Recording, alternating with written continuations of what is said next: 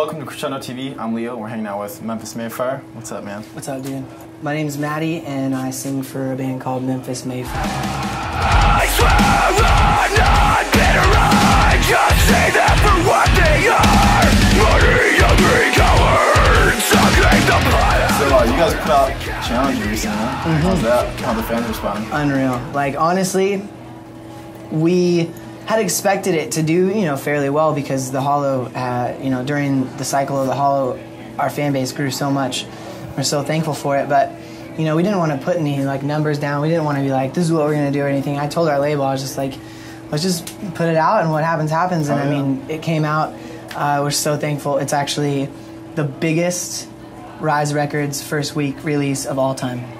So we're really just blown away, thankful. That's awesome. How do you think it shows you guys as like a band how you've progressed? I know, kind of, it was like that southern rock, and you still got those elements there, but it's definitely a lot. There's a lot going on. I mean, I've said it in multiple interviews. I mean, this record is a crystal clear representation of our growth as a band, and it really is. I mean, we, like I said, not only did our fan base grow during the cycle of the Hollow, but we grew as musicians, as people, and I mean, that's what this record is about. It's about us, and it's like we really wanted to give insight to the fans of what it's like to be us and the things we struggle with, and the hardships of being on tour all the time, but also just, I don't know, I mean, there's songs from every aspect of what it's like to be us on the record. So and I didn't really know if the fans were going to be able to relate to the lyrical content, because it is just about us, but I mean, they really did. They latched on, and they're really thankful for the insight that we gave, so we're totally stoked. No thanks to you.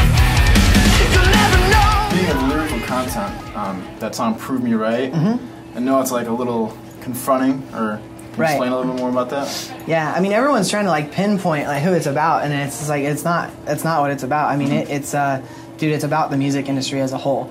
I mean, when I was growing up and when I was younger, and I've always known that this is what I was going to do, but I had this idea in my mind that the dudes in the suits were there to help and to encourage you and promote and be a part of making sure that your dream comes true and that you can accomplish your goals. But it's totally not like that. It's like the music industry is a dark place, and everyone just cares about themselves and their money. And I started to realize that I'm, we as a band and our fans are really the only ones that care about the music, but the suits, they just, they see dollar signs, and it is what it is, I mean, you have to have both for it to work, but, yeah, it's just honest, dude.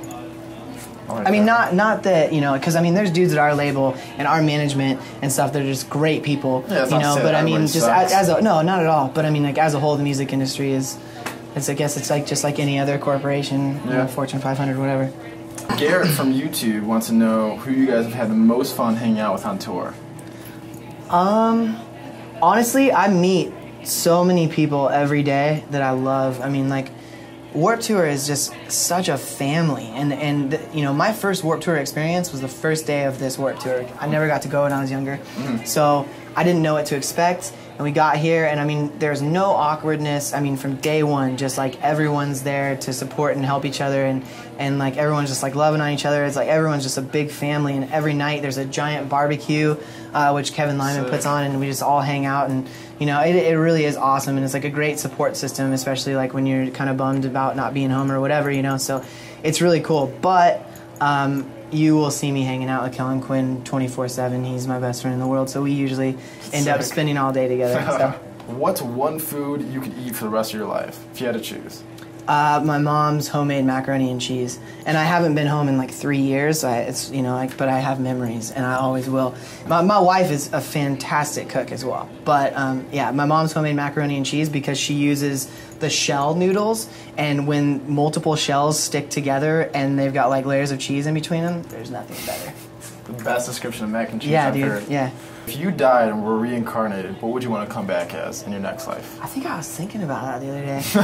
Definitely the furthest thing from what I believe. I don't know. I guess a dog, maybe. Because I look at my dog sometimes and I'm just you got it made. Everybody loves you. He just gets on the couch and gets pet, and he just I think it's time to eat. Just hop off the couch, go eat some food, come back, chill, watch TV if you want, sleep all day.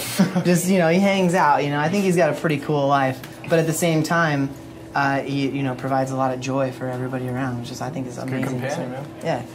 Well, to close off, do you have anything else to say to your fans? I love you guys. Seriously, thank you for making this this release our most successful, Rise's most successful, and just, yeah, the support. I can't believe it. I'm overwhelmed by the support from our fans, so thank you. I love you guys more than you'll ever know. Thanks for watching Percent TV and hanging out with Memphis Mayfire. We'll see us return with the game.